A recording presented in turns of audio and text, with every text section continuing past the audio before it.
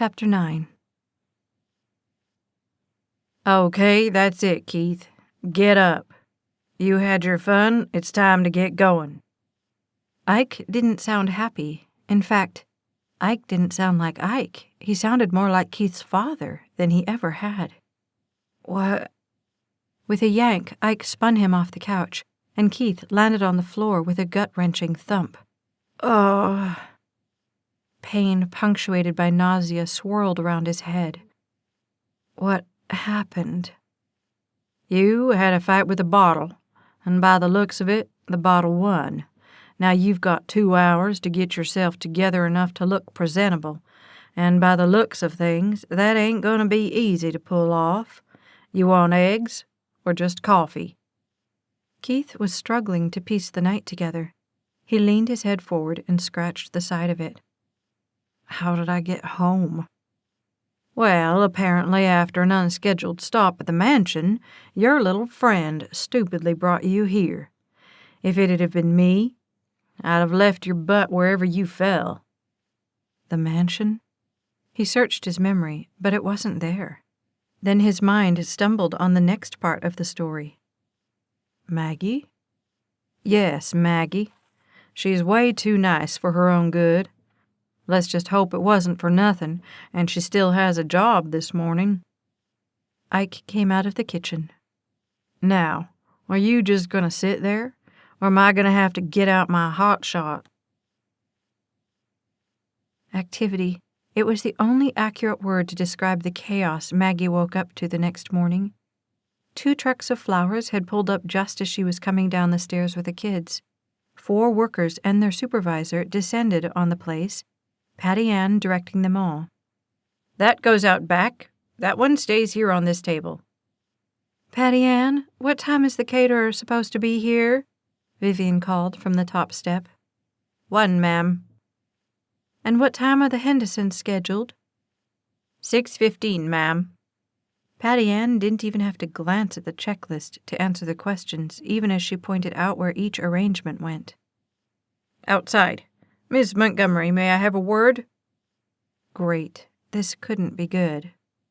Sure. What's up? This probably goes without saying, but I'm going to say it anyway in case you are not attuned to such matters. These 2 are not to be in the yard today for any reason. We have a lot of very important preparations for tonight's party, and the last thing we need is 2 little sets of paw prints on everything. And that goes double for tonight.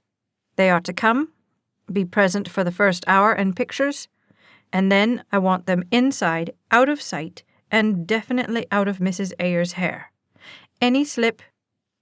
Maggie didn't like the reference or the tone, but she was already living dangerously on the edge, so she simply smiled. Don't worry, Patty Ann.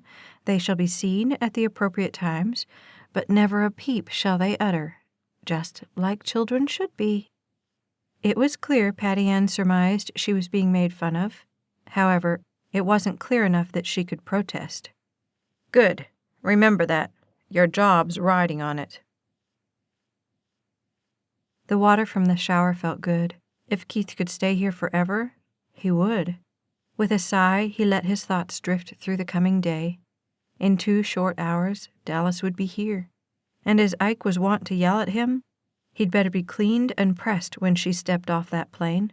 Worse, it would only be a couple more hours before her parents would be here. Keith leaned his head as far back as it would go under the torrent of water at that thought.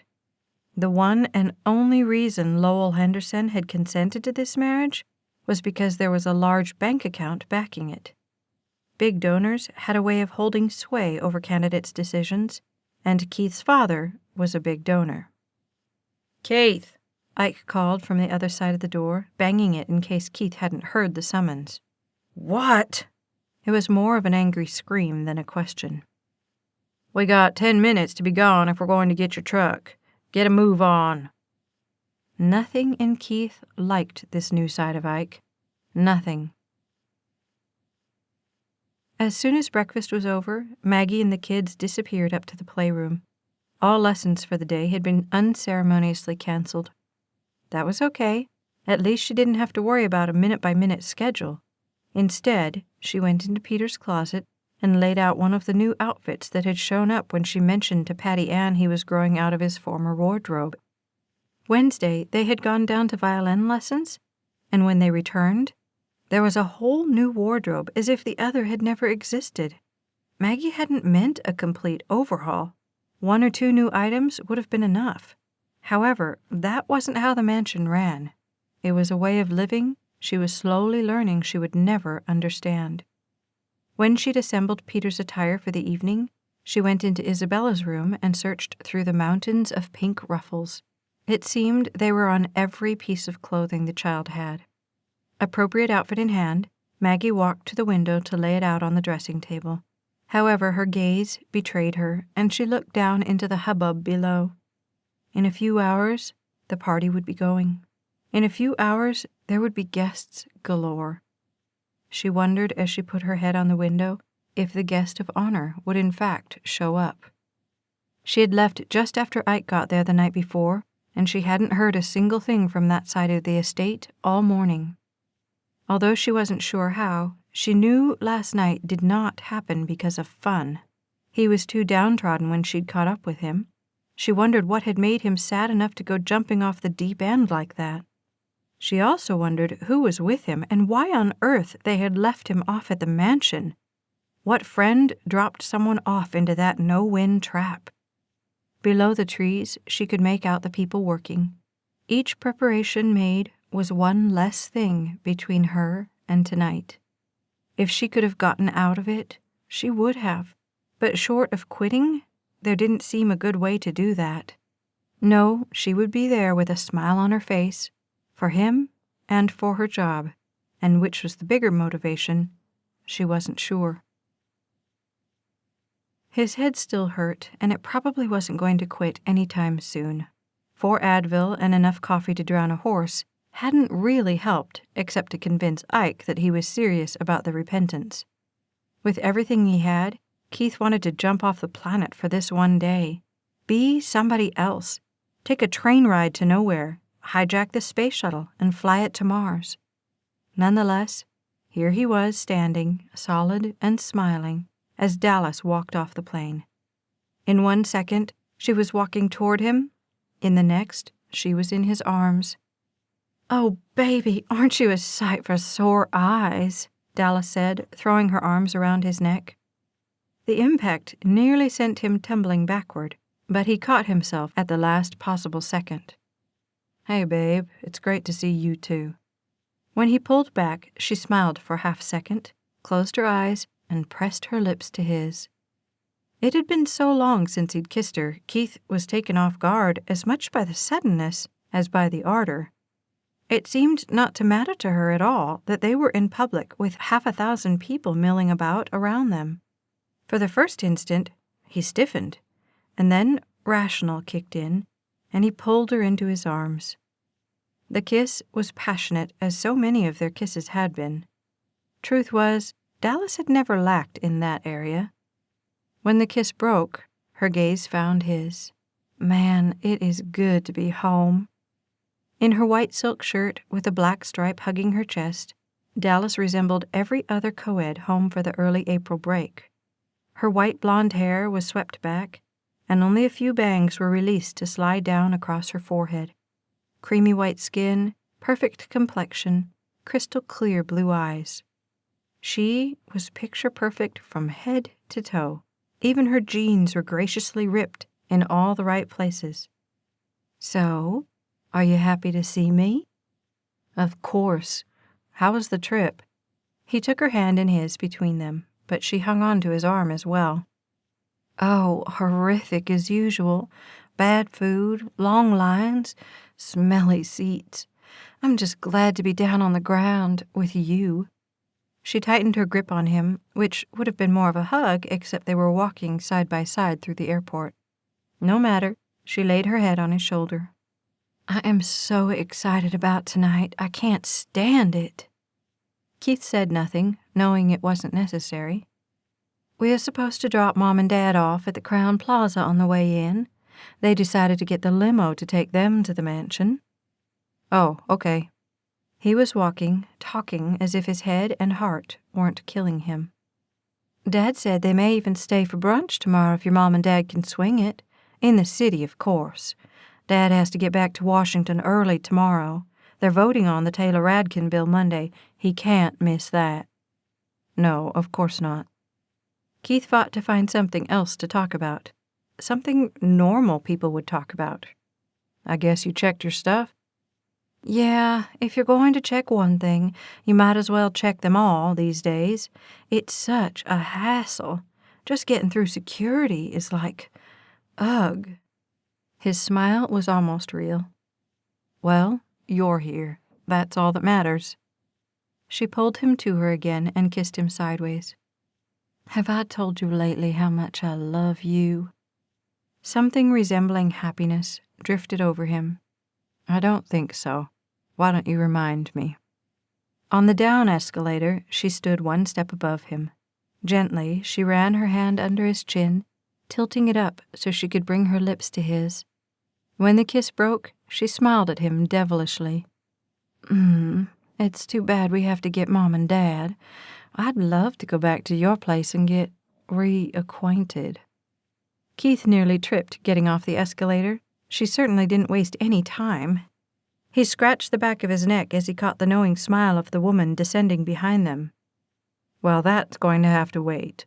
We have a party to host tonight, if you didn't remember. I remember just fine. She held out her hand that sported the iridescent rock Keith had given her on the all-night private cruise they had taken when he'd popped the question. The cruise was a little over the top for Keith, but his dad had said with a proposal like that, she couldn't say no. And, as always, his dad was right. Dallas liked to be wined and dined, the best restaurants, the finest of everything. It had been abundantly clear from the start that she was enamored with his place in the world and what that place could offer her. Oh, I was looking on the internet the other day, and I found a great place over in the Woodlands we've got to check out while I'm here. It's not too big, 4 bedrooms, 3 baths. It's got a swimming pool and a garden. His life began to coil around his chest, squeezing so tightly Keith thought he might either pass out or be sick right there. He forced a smile to stave off running. Really? It sounds nice. And I heard from Hayden and Elliot Thursday.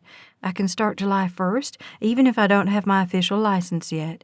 They'll just put me under one of their junior partners until my results come in. Great. By now, they were standing at the carousel, her still draped on him from shoulder to foot. Have you thought more about what we talked about? You know, applying at Devonshire. Daddy said it would be a great first step for you, what with the horse thing and all. The horse thing, he said under his breath. Then he brought himself to a stop. I haven't really had time. He scratched the back of his head, which felt very different without his usual headgear. We've been really busy getting the horses ready for Grand Prairie. Oh. That stopped her for about 2 seconds. Then she shook her head back. Well, have they won anything this year? We got 3rd in Grand Prairie. Ike's going to Del Mar. The carousel picked that moment to turn on. Her attention snapped to it. Oh, good. Maybe we can grab my stuff and go somewhere decent to eat before Mom and Dad get in. Dallas checked her watch. What's close out here? The turn in conversation, coupled with his unbelievable headache, spun the question around in Keith's head.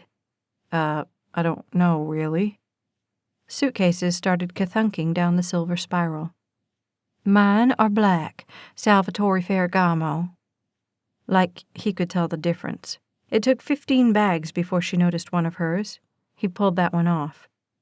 There are 5, she said, but she was so intent on the others coming off, she didn't see the skepticism in his face, nor the shake of his head.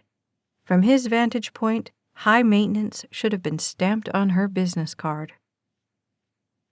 Dad, Mom. Dallas leaned in to give her mom a side-cheek kiss. How was your flight? Ugh, stressful, her mother Beatrice said in frustration. Next time we are definitely taking the speaker up on his offer. What offer is that? Dallas asked. "He's Texan. We're Texan. His private jet knows the way with no reprogramming," Beatrice said, reveling in the attention of the horribleness of having to fly with regular people. "It's nice to see you, Mrs. Henderson," Keith said, extending his hand. "And you, Mr. Henderson. I'm glad you made it safely." "Have we heard anything official from the governor yet?" Mr. Henderson, a white-haired, distinguished, but pompous man, asked as he pulled himself up to his full 6 feet. Not yet, sir." Keith stumbled through the minefield in the man's eyes. "At least we hadn't when I left, but that was a couple of hours ago." He checked his watch for emphasis, but the thought of what happened in 4.5 hours made him pull in the stale air around him. Exhaling slowly, he forced those thoughts from his mind. "We'd better get going. Midday traffic can get a little nuts on the weekends." "Patty Ann, are they here yet?" Vivian yelled from the top of the stairs. In the hallway leading to the kids' wing, Maggie's attention snapped that direction. Isabella was down for a nap. Peter was trying to take one too. However, with all the commotion, him actually sleeping was a long shot. "No, ma'am, I haven't seen them." "Well, call Keith's cell phone. Find out where they are." "Yes, ma'am." As stupid as it was, Maggie wondered if something major was keeping them. She had clearly noted on the schedule Patty Ann had issued at noon that Keith and Dallas were due back on the estate by 3:30. It was now sliding toward 4. Maybe they'd had a wreck, or maybe someone's plane had been delayed or irrevocably detained. Maybe there was emergency legislation pending in the Senate, or maybe Dallas forgot all about the weekend and took off for Barbados. "Not to worry," Patty Ann said as she came up the stairs. "They are at the guest house. Miss Dallas is getting settled in. They will be here at 5:30. "Oh, that's a relief," Vivian said with a sigh. Maybe to her. "I always forget how provincially bachelors live," Dallas said, lounging on the beige-toned sofa. "Just wait. A woman's touch will make all the difference." Keith brought in 2 glasses of tea from the kitchen. "Lightly sweetened," he said, handing her the glass. She took a sip, her gaze staying on him as he sat on the couch next to her. "You know," she said as she set the glass on the glass-topped coffee table, "I was hoping I'd get more than a little tea once we got here." With emotion he knew he should remember, she swung herself over closer to him. "We've got an hour before we have to be anywhere. You have any idea how we can fill that much time?" Her kiss, once his most prized goal, was demanding and insistent. She pressed herself into him even as he fought the instinct to back away. With both hands, he took her shoulders and pulled her from him. "Hey, Tiger. Whoa there. Patty Ann is going to come down here and skin us both alive if we're late." "Let her. It's our party. We can be late if we want to." She came at him again, but Keith managed to stop her progress. "And your parents won't be happy if we aren't there to meet them, not to mention my parents," the thought of which stabbed a knife of guilt and fear right into him. However, at the moment he was facing down one situation, and at this point, one at a time was all he could manage. Besides, that will make tonight so much better. He smiled slyly at her. "Surely you can wait a few more hours." She spun petulantly and crossed her arms. "Well, yeah, but you'd better make this worth it." It hurt to smile. "You know it." Like and subscribe to the Staci Stallings YouTube channel so you never miss a second of the story. This has been Deep in the Heart, written by Staci Stallings. Narrated by Becky Dowdy of Brave Hearts Audiobook Productions. Copyright 2010 by Staci Stallings. Production copyright 2014 by Staci Stallings.